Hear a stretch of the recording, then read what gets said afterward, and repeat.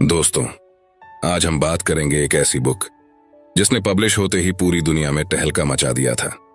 जी हां, rich dad poor dad के बारे में। इस बुक में 6 ऐसे सबक बताए गए हैं जिनको अपनाकर हर कोई अमीर बन सकता है। अगर आप में अमीर बनने की चाहत है तो एक भी पॉइंट मिस मत करना। रॉबर्ट कियोसाकी बताते हैं कि उनके 2 डैडी थे। जिन्होंने उनको जन्म दिया उनको वे पुअर डैड कहते हैं, और जिन्होंने उनको अमीरी के गुर सिखाए उन्हें वे रिच डैड कहते हैं। उनके पुअर डैड बहुत पढ़े लिखे थे और समझदार थे। वे पीएचडी थे और उन्होंने अपने 4 साल के अंडर ग्रेजुएट कार्य को 2 साल से भी कम समय में कर लिया था।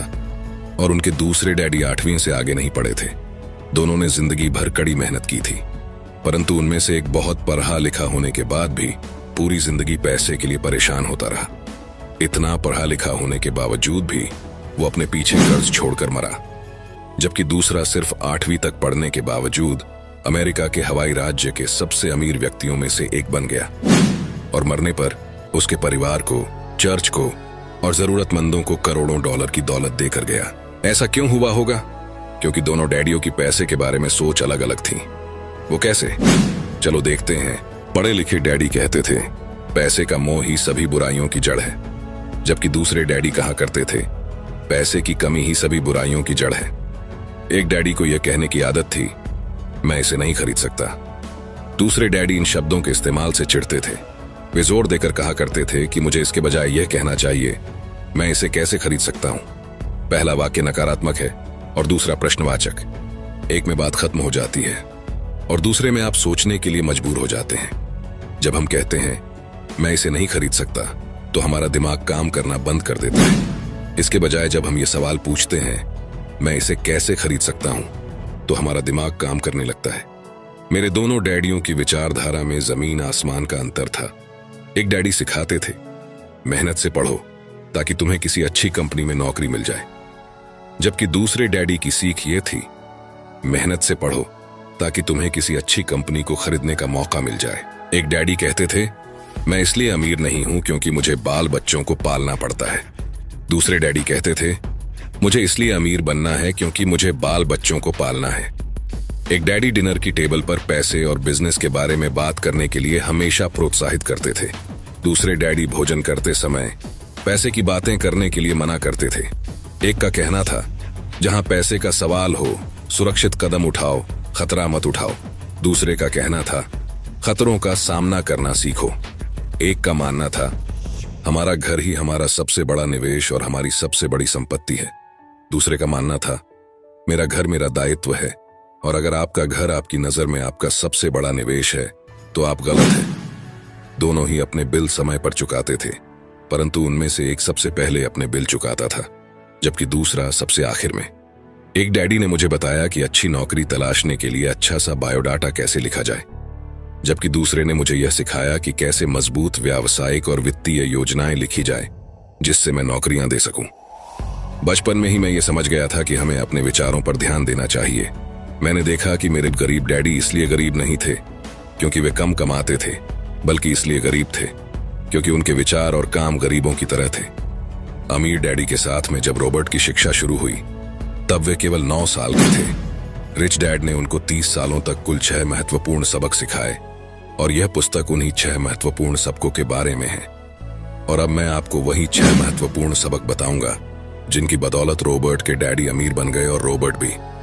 तो इन 6 पॉइंट्स को ध्यान से सुनना और एक भी पॉइंट मिस मत करना। सबक नंबर 1, अमीर लोग पैसे के लिए काम नहीं करते, बल्कि पैसा उनके लिए काम करता है। गरीब और मध्य वर्गीय लोग पैसे के लिए काम करते हैं, अमीरों के लिए पैसा काम करता है। जी हां, आपने बिल्कुल सही सुना। कोई भी अमीर इंसान पैसों के लिए काम नहीं करता, बल्कि वो कुछ ऐसा करते हैं कि पैसा ही उनके लिए काम करने लगता है। एक गरीब और मिडिल क्लास आदमी रैट रेस में फंस जाता है और उसमें से कभी बाहर नहीं आ पाता। अब रैट रेस होता क्या है, पहले हमें यही समझना पड़ेगा। रॉबर्ट कहते हैं कि जब भी किसी गरीब आदमी को या किसी मिडिल क्लास आदमी को नौकरी मिलती है तो वो तुरंत अगले महीने से ही अपने लिए कुछ नई नई चीज खरीदने के लिए बेताब हो जाता है। वह अपने लिए महंगी महंगी ऐशो आराम की चीजें खरीद लेता है। महंगे कपड़े, महंगे जूते, महंगा फोन, महंगा लैपटॉप और बढ़िया सी कार। और फिर शुरू हो जाता है ईएमआई का ट्रैप। ऐसे ईएमआई जो सालों साल तक देने पड़ते हैं, जिससे वह बाहर कभी नहीं निकल पाता। उसे हर महीने अपने EMI देने होते हैं। अगर वह 1 महीने के लिए भी काम पर नहीं जाएगा तो उसके मन में डर बैठ जाता है कि वह कैसे अपने EMI भर पाएगा और कैसे अपना कर्ज उतर पाएगा। कहीं बैंक वाले उसकी कार उठाकर ना ले जाए। अगर ऐसा हुआ तो उसकी समाज में क्या इज्जत रह जाएगी। वह सुबह उठता है, काम पर जाता है, शाम को लौटता है, सुबह उठता है, काम पर जाता है और शाम को वापस लौटता है, और महीना पूरा होने पर अपना पगार लेता है और EMI भर देता है। यही सिस्टम हर दिन हर महीने चलता रहता है और इस लंबे ट्रैप में वह इस कदर फंस जाता है कि इस ट्रैप से वह कभी बाहर निकल ही नहीं पाता। इसे ही रॉबर्ट ने रैट रेस कहा है। अगर आपको चूहा दौड़ से बाहर निकलना है तो आपको पैसे के लिए काम करना छोड़ना पड़ेगा और पैसे को आपके लिए काम करवाना पड़ेगा, तभी आप चूहा दौड़ से बाहर निकल सकते हैं। अमीर इंसान पैसों के लिए काम नहीं करता, बल्कि वो कुछ ऐसा करता है कि पैसा ही उनके लिए काम करने लगता है। लेकिन कैसे, वो अब आने वाले कुछ पॉइंट्स में देखेंगे। वीडियो में बने रहिए और अंत तक देखते रहिए, क्योंकि आने वाले पॉइंट्स बहुत ही इंटरेस्टिंग होने वाले हैं। सबक नंबर 2, पैसे की समझ क्यों सिखाई जानी चाहिए। ज्यादातर लोग जिंदगी भर यह नहीं समझ पाते कि असल बात यह नहीं है कि आप कितना पैसा कमा पाते हैं, बल्कि यह है कि आप कितना पैसा बचा पाते हैं। आपने लॉटरी जीतने वाले उन गरीब लोगों की कहानियां सुनी होगी जो अचानक अमीर बन जाते हैं, पर कुछ समय बाद वे फिर से गरीब हो जाते हैं। ये लोग लाखों करोड़ों जीतते हैं, फिर भी वे लौटकर वहीं आ जाते हैं जहां से उन्होंने शुरू की थी। आपने उन व्यावसायिक एथलीट्स की कहानियां भी पढ़ी होंगी जो 24 साल की उम्र में हर साल करोड़ों डॉलर कमाते हैं और 34 साल की उम्र में उन्हें पुल के नीचे सोना पड़ता है। इसका क्या कारण है? इसका एक ही कारण है कि उनके अंदर पैसे की समझ ही नहीं थी। लंबे समय में यह महत्वपूर्ण नहीं है कि आपने कितना पैसा कमाया, बल्कि महत्वपूर्ण यह है कि आपने कितना पैसा बचाया और आपने कितनी पीढ़ियों तक उस पैसे को सहेजा। मेरे अमीर डैडी ने मुझसे बचपन में कहा था, अगर तुम अमीर बनना चाहते हो तो तुम्हारे पास पैसे की समझ होनी चाहिए। पैसे की समझ विकसित करने के लिए आपको संपत्ति और दायित्व का अंतर पता होना चाहिए और हमेशा संपत्ति ही खरीदनी चाहिए। अगर आप अमीर बनना चाहते हैं तो आपको बस इतना ही जानने की जरूरत है। यही पहला और आखिरी नियम है, यही इकलौता नियम है। यह बेहद आसान लगता है, परंतु ज्यादातर लोगों को यह पता ही नहीं है कि यह नियम कितना महत्वपूर्ण है।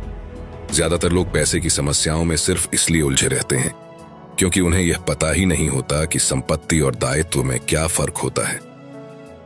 अमीर लोग संपत्ति इकट्ठी करते हैं, गरीब और मध्य वर्गीय लोग दायित्व इकट्ठे करते हैं। और मजे की बात यह है कि उन लोगों को यह लगता है कि वे संपत्ति इकट्ठी कर रहे हैं। अगर यह इतना आसान है तो फिर हर आदमी अमीर क्यों नहीं बन जाता?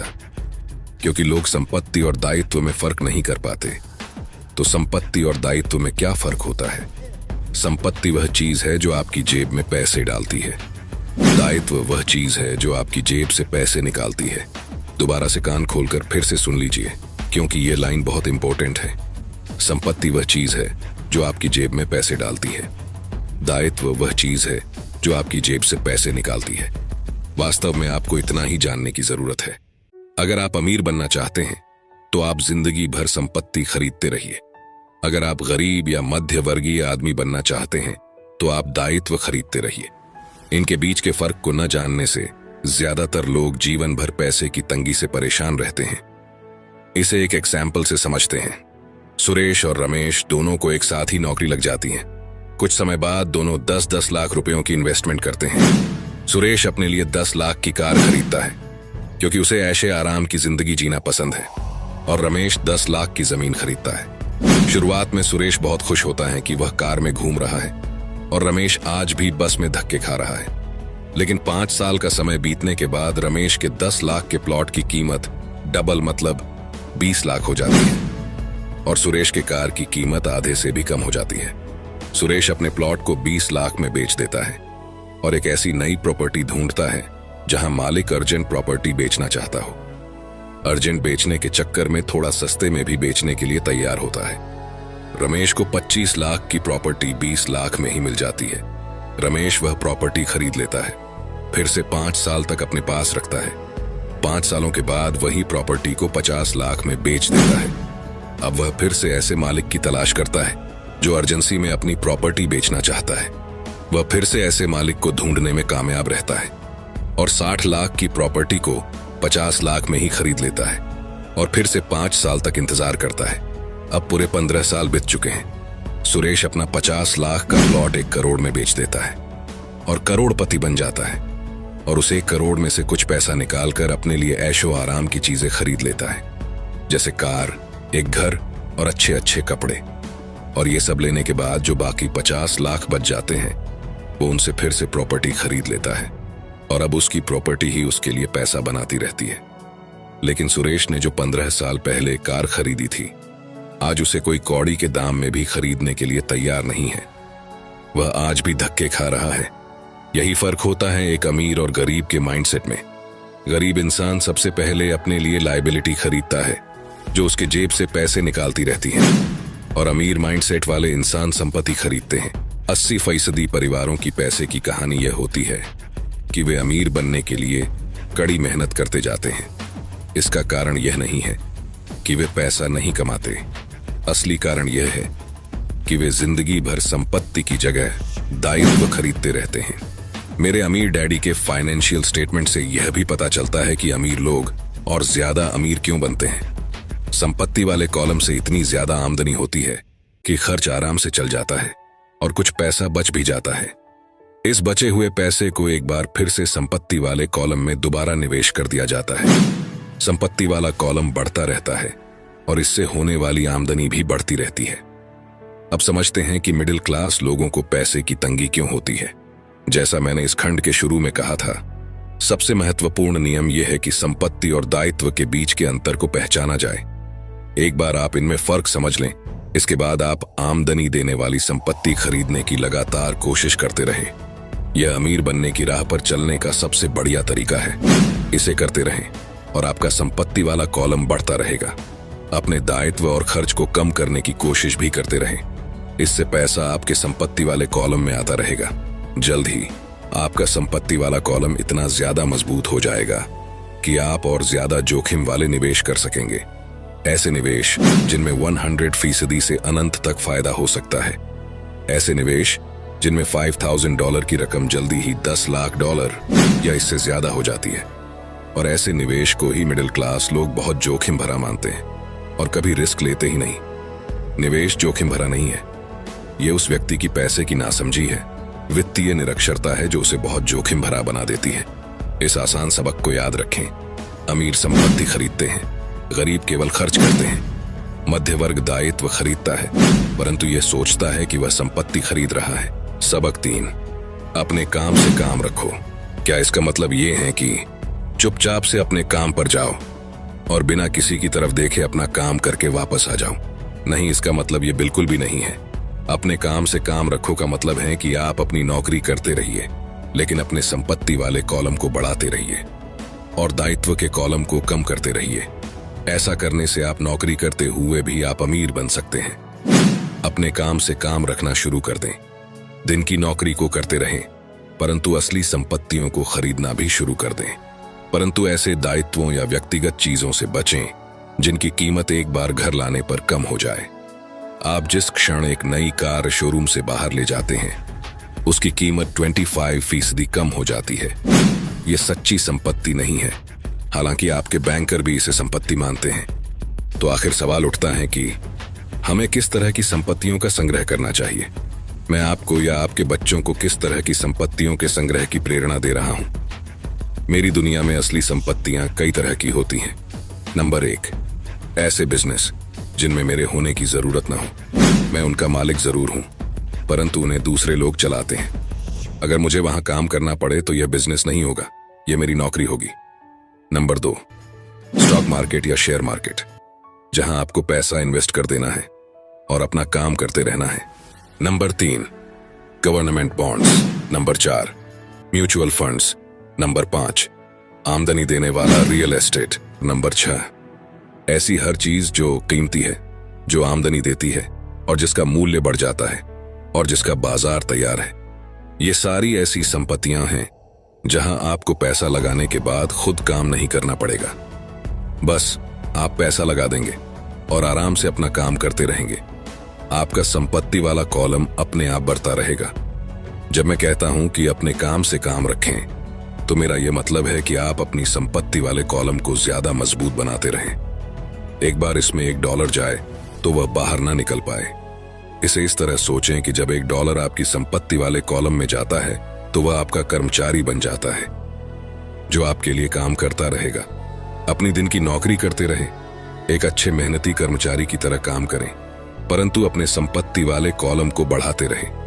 और हाँ, और एक इंपॉर्टेंट बात, जब आपका कैश फ्लो बढ़ता है तब आप कुछ ऐशो आराम की चीजें खरीद सकते हैं। इस बारे में एक महत्वपूर्ण तथ्य यह है कि अमीर लोग ऐशो आराम की चीजें सबसे बाद में खरीदते हैं, जबकि गरीब और मिडिल क्लास लोग ऐशो आराम की चीजें सबसे पहले खरीदते हैं।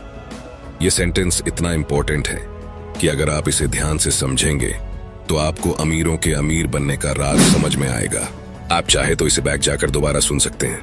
सबक नंबर 4, टैक्स का इतिहास और कॉर्पोरेशंस की ताकत। इस पॉइंट में रॉबर्ट बताते हैं कि इतनी मेहनत से कमाए हुए पैसे पर गवर्नमेंट को इतनी आसानी से टैक्स के रूप में पैसा लेने मत दीजिए। कानून के दायरे में ही रहकर हमें वो सारे तरीके आजमाने चाहिए जिससे हमारा करोड़ों रुपए का टैक्स बच जाए। सच्चाई तो यह है कि अमीरों पर टैक्स लगता ही नहीं है। गरीबों की भलाई के लिए जो पैसा लगता है वह मध्य वर्ग से आता है, खासकर शिक्षित और ऊंची आमदनी वाले मध्य वर्ग से। एक बार हमें हमारे लिए काम करने वाले पैसे की ताकत का ज्ञान हो जाए, फिर हमें पैसे के लिहाज से स्मार्ट हो जाना चाहिए और हमें डराने वाले लोगों से निपटने के रास्ते ढूंढ लेने चाहिए। इसके लिए आपके पास कानून की समझ होनी चाहिए और इस बात की भी कि सिस्टम कैसे काम करता है। अगर आप अज्ञानी हैं तो आपको आसानी से डराया जा सकता है। अगर आप जानते हैं कि आप क्या बात कर रहे हैं तो आपके पास बचने का मौका होता है। इसीलिए अमीर डैडी स्मार्ट टैक्स अकाउंटेंट्स और वकीलों को इतना ज्यादा वेतन देते थे। वकीलों को वेतन देना सरकार को टैक्स देने से सस्ता था। अगर आप अभी तक इस वीडियो में बने हुए हैं तो इसका मतलब है कि आप अमीर बनकर ही रहेंगे। अभी और 2 इंपॉर्टेंट सबक डिस्कस होने वाले हैं, आगे देखते रहिए। सबक नंबर 5, अमीर लोग पैसे का आविष्कार करते हैं। अमीर लोग आखिर पैसा बनाते कैसे हैं, ये बात अभी हम समझने वाले हैं। ध्यान से समझना।